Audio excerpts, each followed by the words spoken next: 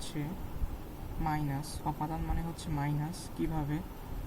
এই ক্রিয়ার উৎস এটা বারবার আসে জ্ঞানমূলক হিসেবে। তো দেখি অপাদান কিভাবে মাইনাস যদি বোঝার চেষ্টা করি।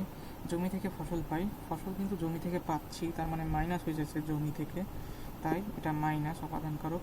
কাপটা উঁচু টেবিল থেকে পড়ে গেল, অর্থাৎ টেবিল থেকে মাইনাস হয়ে যাচ্ছে, তার মানে অপাদান। আর অধিকরণ, এখন একটা আমি সতর্ক বানিয়ে দিই, সেটা হচ্ছে যে অনেকেরই ঝামেলা লাগতে পারে যে এই যে বাড়িতে, এটা কিন্তু একটা স্থান, আর এখানে স্থান মানে অধিকরণ বোঝাচ্ছে, কিন্তু জমি থেকে এটাও তো একটা স্থান নাকি।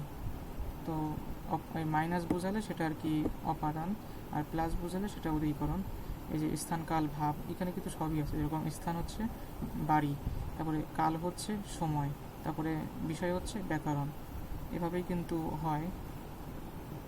এরপরে আছে সম্বন্ধ আমি বলেছিলাম যে থাকলেই সেটা সম্বন্ধ, থাকলেই সম্বন্ধ, এটার এই যেটা জ্ঞানমূলক বা সংজ্ঞা সেটা গুরুত্বপূর্ণ।